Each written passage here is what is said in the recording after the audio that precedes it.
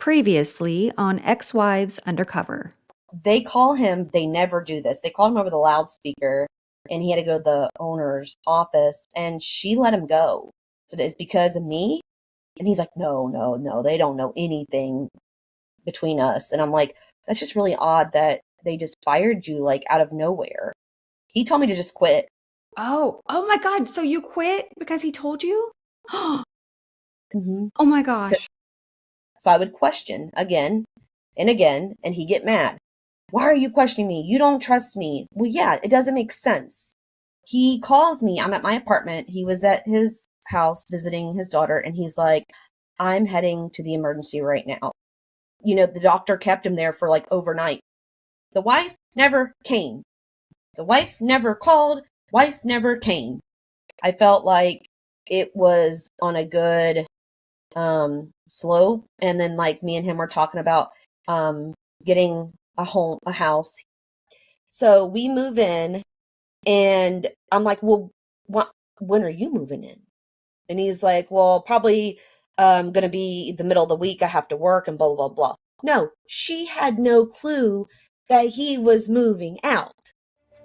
Welcome to Ex-Wives Undercover. Liars, cheaters, and love cons. I'm Amber. And I'm Athena. First we told our story, and now we're sharing all of your craziest and most heart-wrenching stories of love gone wrong. Sometimes we laugh. And sometimes we cry. But more importantly, we stand together. All right, girl. You ready to do this? Let's do it. The views, information, or opinions expressed on our show by our guests are solely the views of those individuals involved and by no means represent absolute facts. Opinions expressed by the host and guests may change at any time. Our podcast and YouTube show may at times cover sensitive topics, including but not limited to suicide, abuse, violence. Listener and viewer discretion is advised. Here is part 3 of Amanda's story, Bait and Switch. So here we are at the end of 2019 and 2020 rolls around. We're house hunting because James said that he wants to move in with me because he's ready to get out of his situation. At this point, he says that his wife knows he's leaving and they are working through things. I'm like, cool, I believe him. We found a house and my son and I are the first to move in. James said that he just needs to get the rest of his belongings out of the house and that he would be there with me. It was all a lie. Christmas rolls around. We go to a Christmas party at his work. And like when you walk in, they had like this little booth set up. So like you could do like the funny looking glasses or like the one thing that you hold above. And there was one that was like a mistletoe. Well, he kissed me on the cheek. Well, they posted it on their page on Facebook. And she saw it. Yeah. Yikes. And still, this continues for how much longer? Well, and so all she says is nice pic with you and your friend. So I saw that and I'm like, this is okay. So he sees you giving me a kiss, nice pic with you and your friend. Like you don't go home. I'm very confused at this point. He's like, I'm trying to tell you we're getting a divorce. He's like, this is what, she does. It's what she does. I'm like, all right, whatever. So I just keep going, playing into it. So we found a house. We'll get everything moved in from the apartment because my lease was up. And I'm like, okay, perfect. We can do that. So we move in and I'm like, well, when are you moving in? And he's like, well, probably going to be the middle of the week. I have to work and blah, blah, blah, blah. No, she had no clue that he was moving out. So we were on the phone and I'm like, I said, you just moved me into this house. I'm out of my apartment. We're in this house. This was supposed to be the start of me and you and everything like that. And I said, and I feel like this is nothing but a big lie. And he like explodes. Well, she overhears it. And she goes, who are you talking to? And I was like, tell her who you're talking to right now. Mm-hmm. Tell her who you're talking to. You're like, put me And on he's like, speakerphone. right? Put me on I want to be on blast right now because I'm so done with this. I'm just done. Yeah. I'm like, you just get to that point where you're just shaking and you're done. And he's like, I'm moving out. I'm moving to Trustville. And this is Amanda and blah blah blah blah. And I'm like, oh crap, he really did it. So he picks up and he leaves that night. She throws crap out the front door, apparently. And then so he gets a message from on his phone that says, so you cheated on me this whole time. And I'm like, what does that mean? I thought he said, no, she didn't know that me and you were together because of the divorce. And I didn't want my daughter, her to think that. And she takes my daughter away. It was always about the daughter, the daughter, the daughter. Don't want my daughter being taken away. We're at the house. They're fighting, like bickering. And he's like, she was like, their daughter's not coming over to the house. She's not staying the night. And I was like, well, legally, she really can't do that unless there's something written in documentation, which, I mean, if you have divorce papers, like you said you did, you could clearly see that that, but apparently you don't have. And he's like, yes. And that's when the other second divorce papers, the first one that I've showed you, the one that he showed me back in August, well, now he comes up with a second form of divorce papers. How do you have two forms of divorce papers? Okay, I have some questions. Okay, Who's paying for the house? he You is. together or just him? He paid. He's paying for it.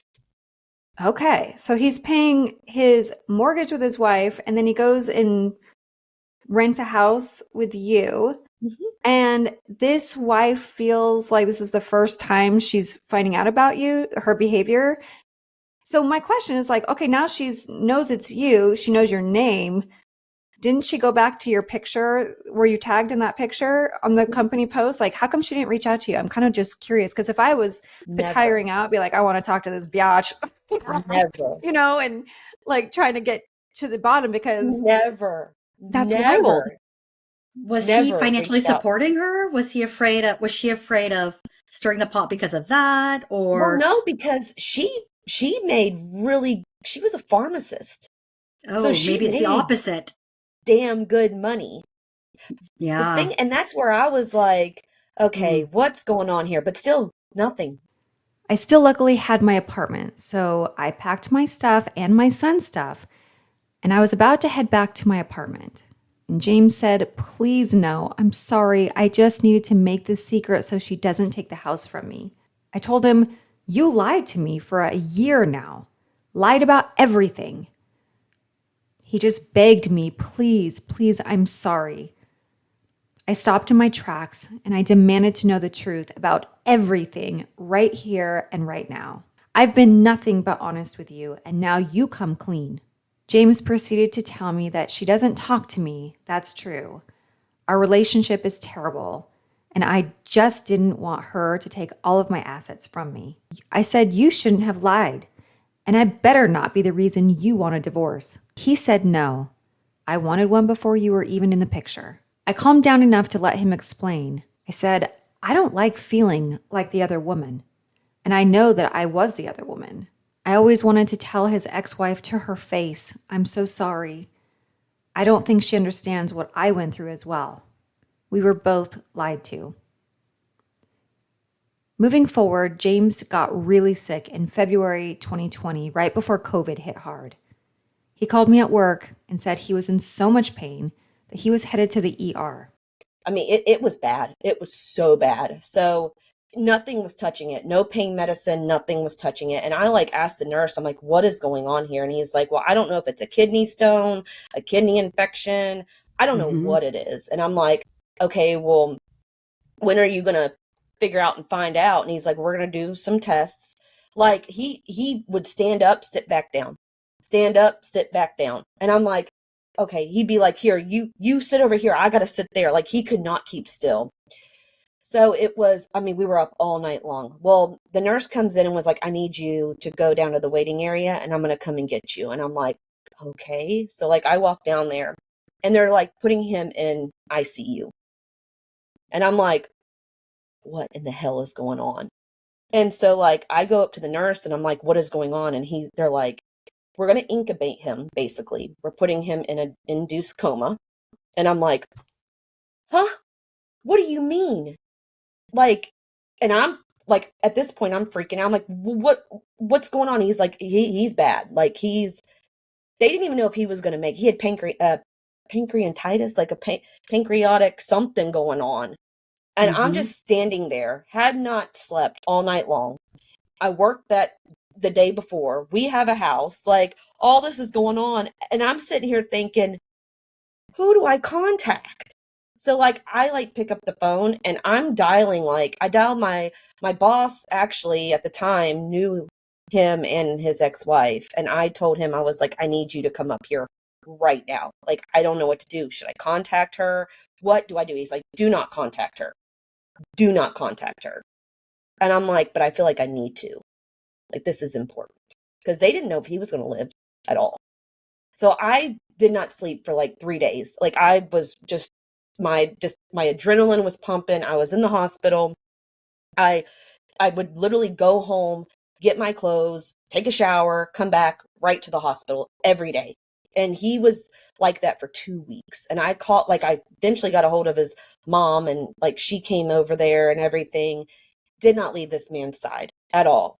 The night that I did leave his side, because I had to go see my son, I was like, I'm going to go ahead and, go see my son.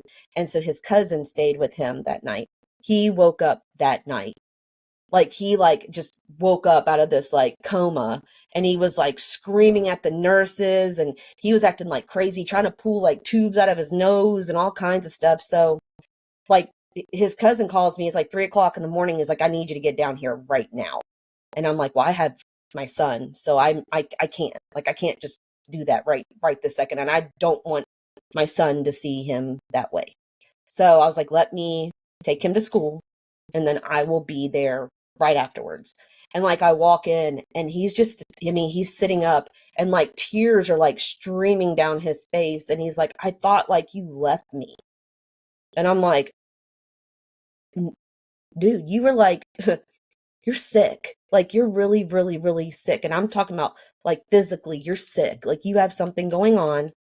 And he's like, you left me though. And he's trying to pick a fight after he just got out of the coma.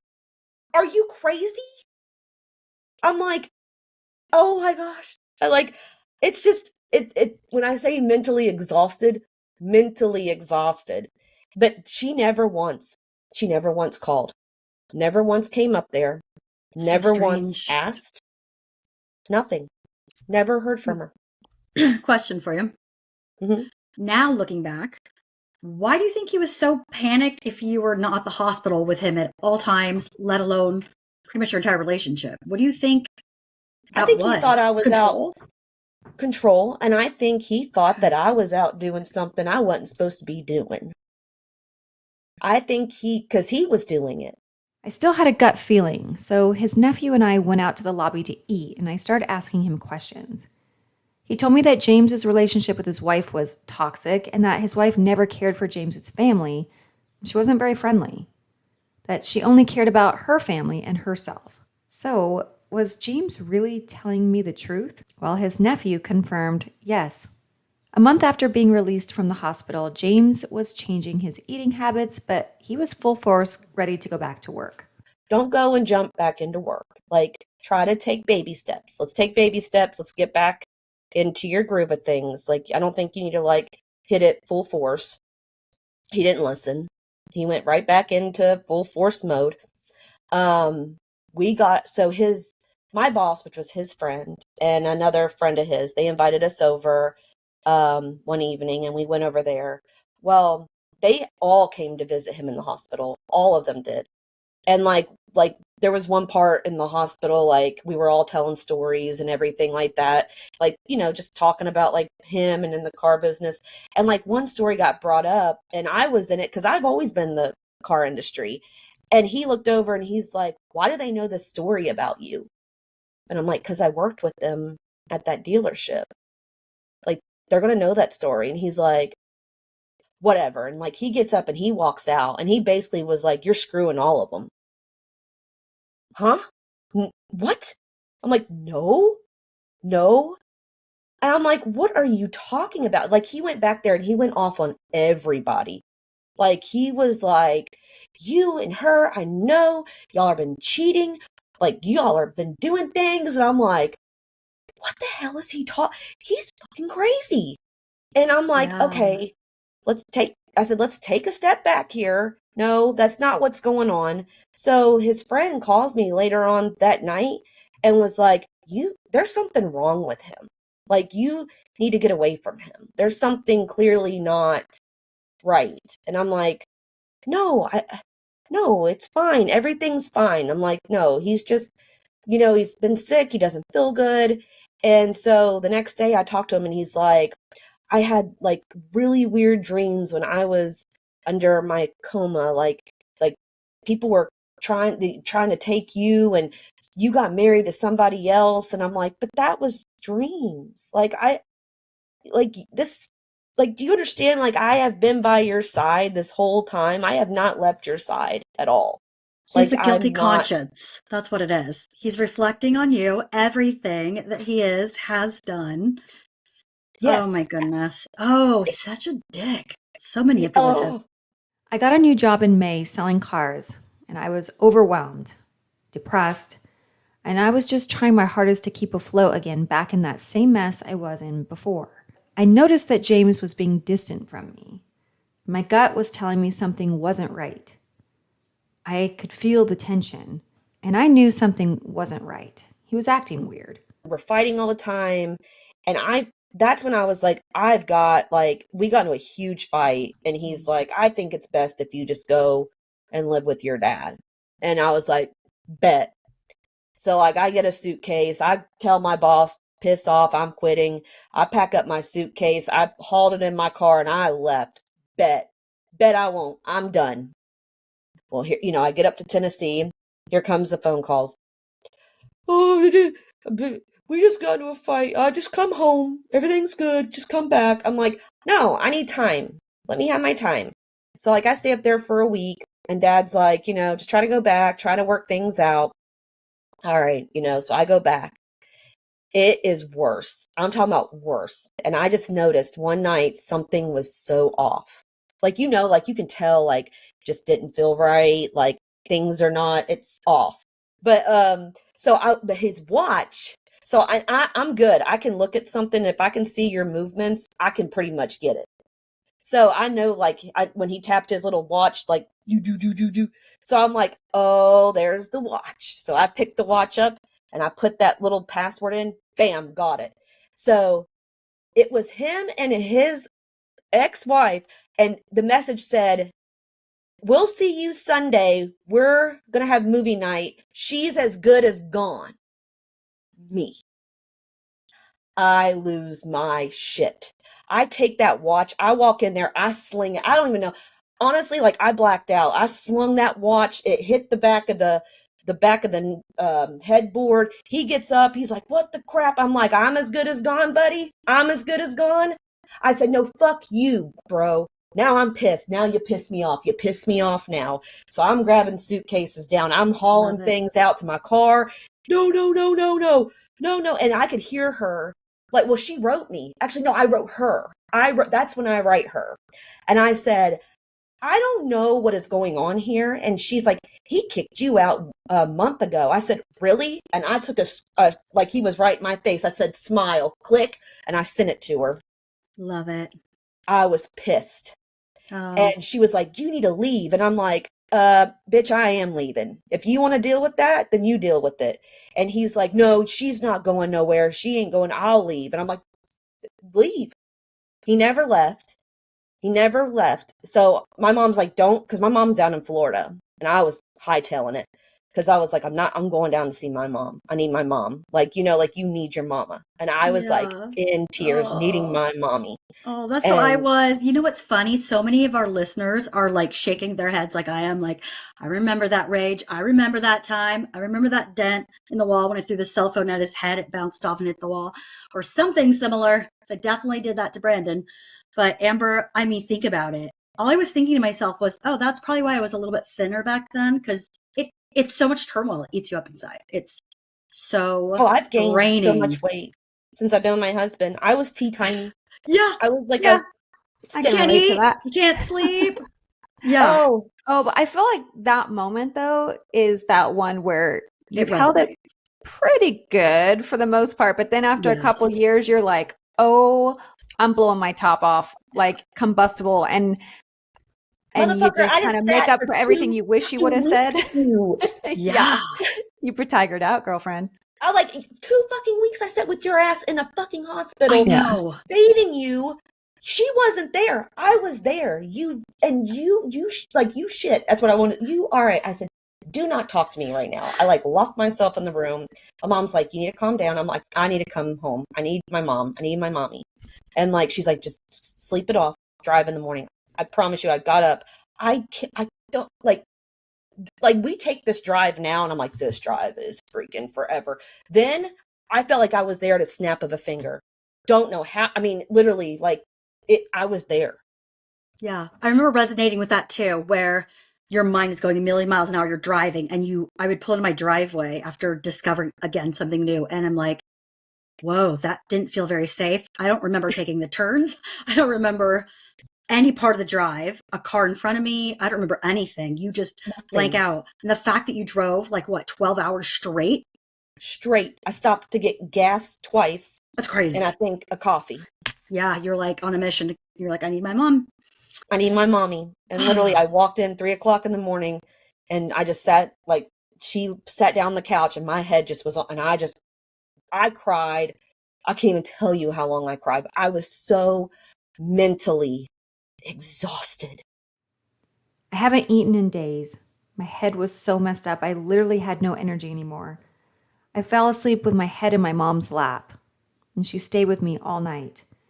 I felt so little, used, betrayed, and stupid. I stayed with her for a week, and 3 days went by with nothing from James. I was starting to feel better, but I missed my son so much. I let this dude dictate my life for this long, and I was mad, like furious, all because I was scared. By the time day 4 rolled around, this was my hardest day because I missed my son so much, and I was falling into a depression so bad. I looked at my phone, and guess who was calling? James. What's wrong? And he is like, I just need you to come home. And I'm like, you want me to just come home like nothing happened? And so this was his excuse. So he said, I did that because she kept punishing me with his daughter. And she said that if I didn't get rid of you, then I would never see my daughter again. And I'm like, you're smarter than that. Like, you are so, I said, if that's the truth, then either you're just a plumb idiot, because she can't keep your daughter away from you. I don't know if I believe you right now. Like, I really don't. And he was like, I promise you. She told me, I'll send you the text messages. She was telling me that she was going to take her and I'll never see her again. And she'll make sure that she gets full custody and I only get this and that. And I said, well, then you need to straighten that up with your attorney. I said, because now I don't believe a word that you say. And he's like, I promise, if you come home, I'll show you. We'll work things out. I promise. And I was like, I need a couple of days to think about this. Like, don't, I'll reach out to you. You do not reach out to me, type of thing. And I hung up the phone, and I just cried. I had mixed feelings. Like, I wanted to go back. And my mom was like, are you going back because you want to work it out with him, or are you going back because my son? And I was like, Mom, I don't know. I really don't know at this point. I'm confused. Can I ask a question? Sure. So she knew about you. Mm-hmm. I guess I was kind of thinking he was just cheating behind your back. So, and it was like all kind of confusing. Like, okay, but he spends the night at your house, and now he has a house with you. Yeah, she knew clearly about me. So what? I would die. I would love to hear what was going on between them. So maybe in a sort of small way, he was sort of telling the truth, that there was some kind of separation going on. She was Yeah. in the loop about, but he obviously was playing both sides. He was kind of having his Oh, cake and eat it absolutely. too. She found out who I was when we got the house together. Now, I don't know what she knew Leading up to before that. Okay. that, but I Okay. know Yeah, for because I was like, how does he get a house like with you without her knowing? Oh my she goodness. clearly knew Okay. because she knew I was at the hospital that whole time. Like Right. she And she didn't knew I show up. was, but she never showed up. I said, I had a couple of days to think about it. I'm like, I'll go back. I want to see how this goes. Maybe he did do that for that reason. I don't know. And so I went back and it was great. It was amazing. Like we did everything together. He was like on top of things, like, with the divorce, he kept me in the loop. He actually had to go back to the hospital again. He was having problems again with his stomach. So I went up there and I stayed with him and, everything was, super. It was like nothing had ever happened. And I'm like, this is perfect. This is what I want right here. Then he was like, when I get divorced and this divorce is final, then we're going to move on and we're going to just squash what happened. We're going to get a new start and, we'll get married, blah, blah, blah. And I was like, great, perfect. One evening in October, right before Halloween, we went out to dinner. We had a few cocktails, we laughed, we cut up. I've noticed, though, that every night after work, he said he had to talk to a coworker, and this was every night. And here comes the gut feeling once again, like, okay, what is going on? We went out to dinner that night and we come home and I think I was taking a shower or something. And he used to, he dipped and he would buy like the big cases of dip. So we always had it with him. And this is the reason why I say that is because it was like 10 o'clock at night. I'm washing my face and he comes in the bathroom. He's like, hey, I'm going to run out to the store right quick. I don't have any dip. And I'm like, you always have dip. And I'm like, okay. I was like, if you give me just a second, I can go with you. I'm almost done, And I wanted to see what he said. He's like, oh, no. You don't have to go with me. I'm like, it's 10 o'clock at night. Yeah, We're about to radar's leave. up. I got you, bitch. I'm like, right? You're I'm like, on to him. I was like, are you freaking? It's 10 o'clock. We're about to go to bed. And you all of a sudden have to go get dip. Would you buy cases of it? Cases? Yeah. So I'm like, I said, no, why don't you just give me just a second? I'll go with you. No, really, you don't have to. And I get out of the shower and he could tell in my face and I'm just looking at him and he's like, what? And I'm like, you always have dip. You always have dip. I said, I bet you I could walk out there right now and you'll probably have some in your pant pocket. I'm like, what are you doing? And he's like, I'm telling you, I need dip. And I'm like, okay, well, I'm going to get dressed and we'll go get you dip. And he's like, no, it's okay. And then like he walks out of the room and he's like, oh, look, I found some. Don't have to go now. And I'm like, I said, you are freaking kidding me, right? You're kidding. I said, why did you want to leave? Do you have something that you're going to go do? Are you meeting someone? Are you talking? And he's like, oh my gosh, here we go. And then he turned it around on me. You don't trust me, do you? I was just trying to go to the store to get something that I needed. And I told you I didn't know if I'm like, come on. Don't do. I said, I'm not doing this. I said, I'm not doing this. I promise you, I won't do this again. And he's like, you're acting crazy. You're acting mental. And I'm like, no, dude, you're literally lying to me. You're lying. So I'm like, I don't want to talk about it no more. I just want to go to bed. So I went to sleep and I guess he slept out on the couch. I don't know what he did. And the next morning he's like, we really have a lot of things that we need to discuss. And I'm like, here we go again. I ended up staying at the house through October. My son and I have an amazing Halloween, just the two of us. I stayed into November a little after Thanksgiving, and that is when shit hit the fan.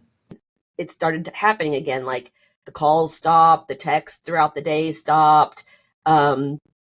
He would just get like so mad at me over the littlest things. And I was like, he's pushing me away again. He's wanting me to leave. And I'm like, I don't know what to do, right? Like, I'm really upset. And at that time, I'm like, I'm not going anywhere. Like, I left. I left. And he wanted me to come back.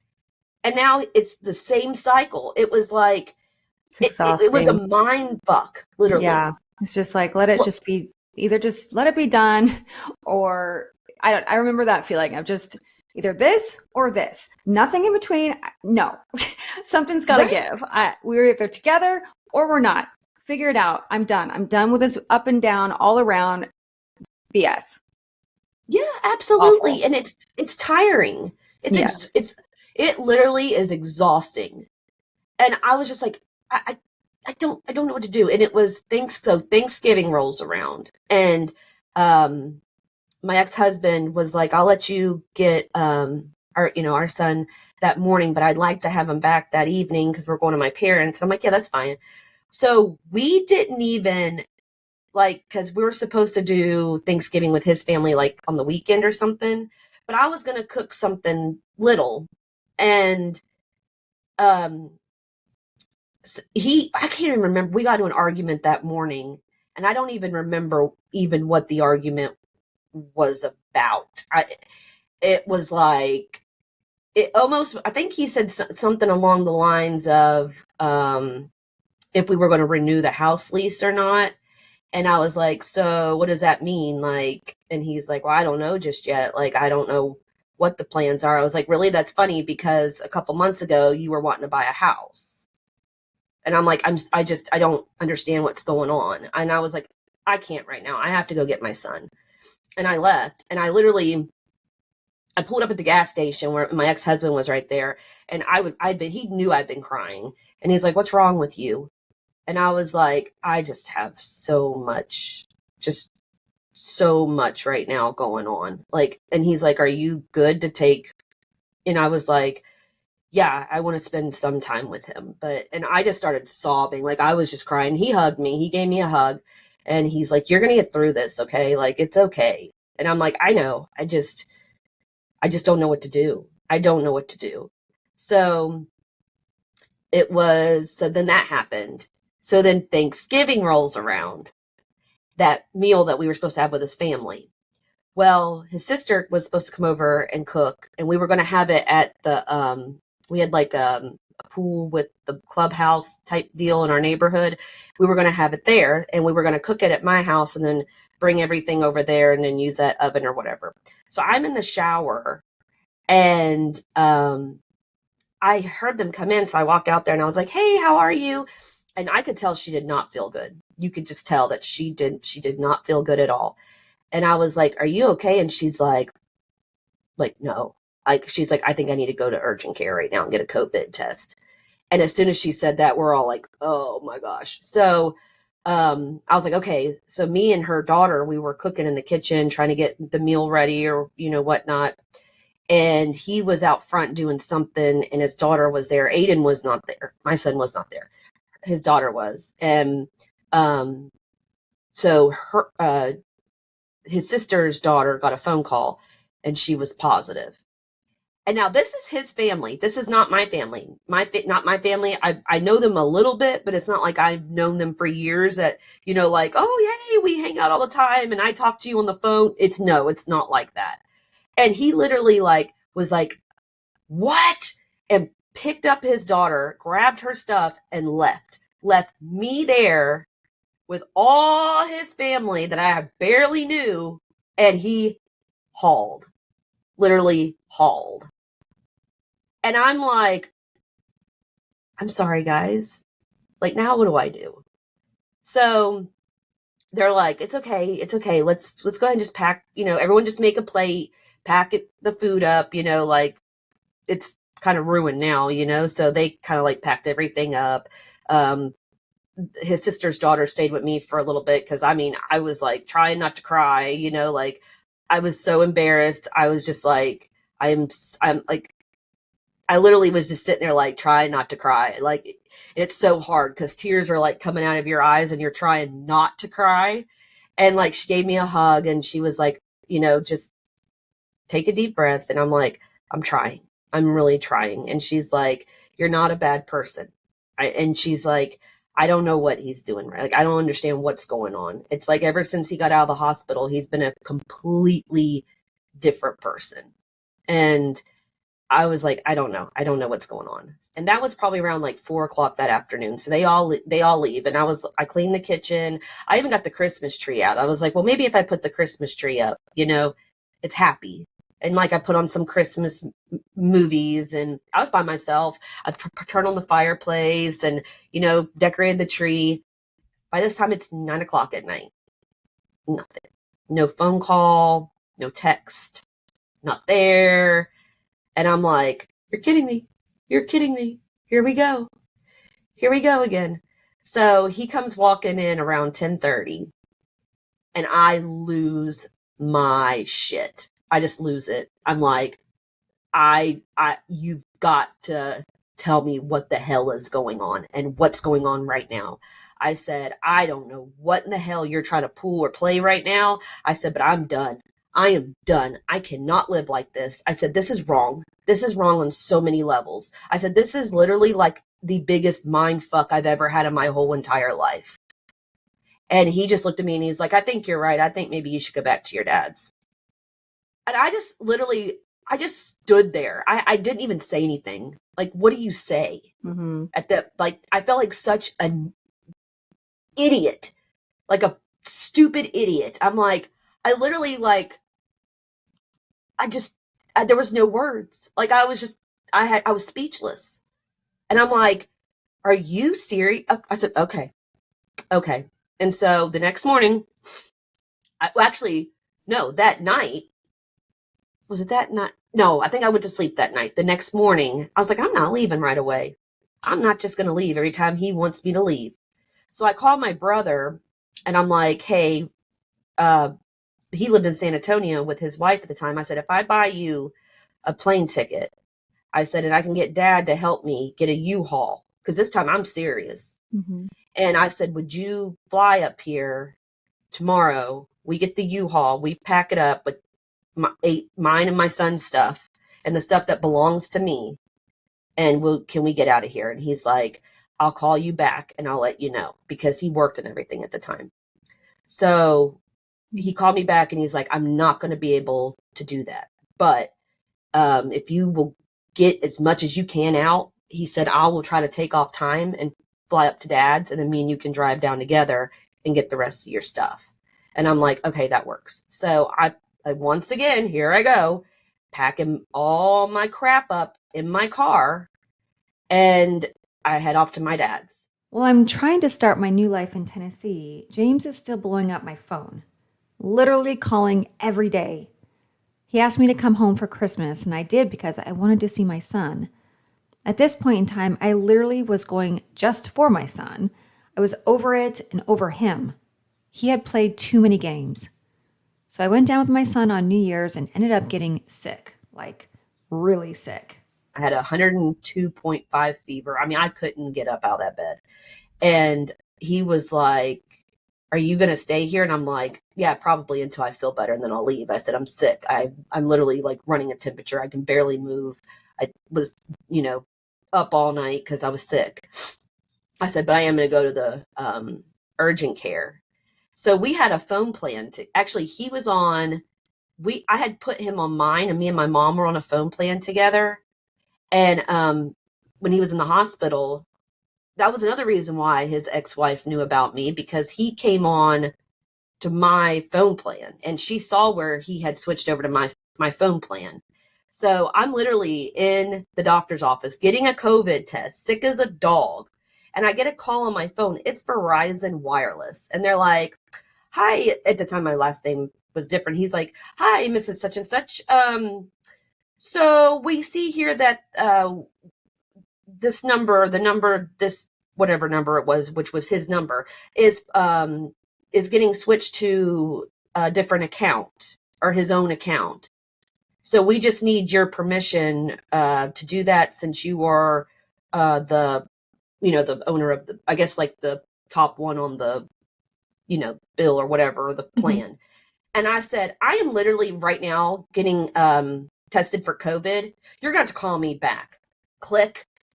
Like, I was so mad. I'm like, are you serious? I am sick as a dog over here getting a COVID test, and you pick that time to go switch on to your own plan? So then he calls me.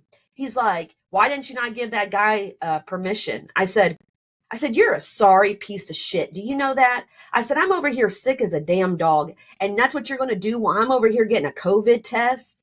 I said, that's fine and dandy. Switch over to your own account. I'll call him back, but I was in the middle of getting tested. I will make sure I call them back, though, as soon as I get out of here. And so and I just hung up on him.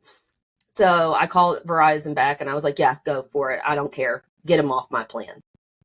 So I go back to the house, and he comes in and he goes, I want to let you know that I signed us up for couples counseling. And I went, what? He said, I think that you have a lot of issues, like something's going on. And I think that we need to talk about it with a counselor. So I'm like, I have to go back to work. And he's like, well, I mean, you're sick right now and you have COVID. So, which my dad did say, you know, take a couple weeks off and make sure that you're better. So I was like, okay, well, I'm not going to travel until I feel better. But, so I was like, okay, whatever, let's give it a try. We'll give it a try. Let's see how this goes. But, we go there, and the whole time the lady's sitting there, and the whole time it's her, she does, her. Yeah, her. All It's all her. you. What's the Taylor Swift song? Like, hi, it's me. Like, Yeah, I'm the problem. I'm the problem. It's me. Yeah, it's me. Yeah. You're right. Hello. Only me. Every time I hear that song, I actually think about that therapy session. Yeah. Her. Yeah, her. It's all her. And I remember that therapist saying, hey, can we hang on just a second? Because all you're doing is pointing out her flaws. What's your flaws? And he was like, Me? And he's like, what do you mean? And she's like, so you do absolutely nothing wrong. She does everything, right? Like, you're perfect. And he's like, well, I mean, and she's like, hang on just a second. I'll get back to you. And then she looks at me and she goes, now explain to me why you feel the way that you feel. And I told her I started from, like, I'm talking to you right now, like what we've been talking. I started from day one. And then she kind of looked over and was like, well, you kind of knew what you were getting into. And I'm not trying to be ugly when I say that to me. And she was like, I'm just letting you know. Now, you, sir, lied to her because she thought that your ex-wife was like she was out of the picture, though. She was. I mean, just because she didn't know about her, that doesn't mean she wasn't out of the picture. She was out of the picture. And I'm like, and I just sat there. I just sat there. So I remember the time was up and she was like, look, and she looked at me and she was like, I kind of want to see you again to get more, details from you. And I was like, well, I have to go back to Tennessee in a couple days. And she was like, okay, let's arrange to have a conference call when you get back and we'll chit chat. I said, okay. I will never forget this. And I wish I don't remember her name at all, because if I did, I would probably call her today and just thank her so much, because she called me and we talked on the phone and she goes, Amanda, have you ever heard the term gaslighting? And I'm like, at the time I didn't. I was like, no. She's like, you don't know what gaslighting means. And I'm like, mm-mm. And she kind of explained it to me, and she was like, there's a movie about it and I really want you to watch this movie. I feel like this is a situation that you're being totally gaslighted right now. And I'm like, okay. So I did. I watched the movie and I was like, oh my gosh. It creeped me out. It really, really did, because at first I was so confused. I'm like, what does this have to do with anything? But then at the end of the movie, like, he made her crazy. Literally, he was making this woman nuts, crazy. I was like, that's me. I'm the nut. You know? I'm the nut. I'm the idiot. Oh, yeah. You don't even know it's happening either. And then you do get kind of nuttier the more you're like, I know what I know. And I know, like, you know what I mean? Like, I trying to see it with my express own and eyes. convey, you do come across as you're crazy. But you have no idea what Yes. the manipulation that's going on behind the scenes. And then when it all comes to light, you're like, oh, now it's all making sense. 100%. You know? I mean, I was like, he's making me crazy. Mhm. Like, I'm going to end up like her. I'm going to be that nuts. Mhm. So I'm like, okay, I got to do something. So I think he met me in Chattanooga, and we spent like one day together or something. And then after that, he had he didn't tell me about this. I had no idea about this procedure. I was at work and found out he was in the hospital. And I was like, the person that was there the whole flipping time for you, you couldn't even let that person know? But okay. So I was like, all right. So I can't remember what happened. It was the next day I had to work, and I told him, I was like, I'm not coming home. And he's like, what? I said, I'm not coming home. And he's like, what do you mean? I'm like, I'm staying here. I'm not coming home. I'm staying here. He's like, well, then we're over with. And I'm like, okay. And literally, I hung up the phone, and I just sat in my car, and I was like, I'm pissed off. I'm sad, pissed off. Like, I have emotions running throughout my whole mind right now. Like, I don't know what to feel, how to react. I'm about to go into work. And I just remember just sitting there, and I was like, I just need to start my life. Like, just start fresh. I met my now husband March of 2021. After all that happened, I legit would go to work, come home, and go straight to bed. I was mentally exhausted. My son won't even mention James's name because he saw the hurt he put me through. I blame myself mostly because I thought a nice man just wanted to help a single mom, but all he did was take advantage of me. He saw a weak, crushed, and sad woman and preyed on her. I forgive him, but I don't ever want to talk to him. I heard he is back with his wife, which I pray he doesn't hurt her again.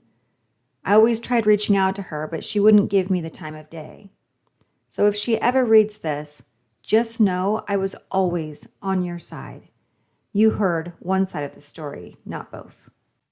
And once again, if you like what you're hearing, please leave us a 5-star review and make sure to join our private Facebook group for even more juicy info. You can also find us on TikTok, Instagram, YouTube, and Twitter. And of course, you can always visit our site at www.xwivesundercover.com.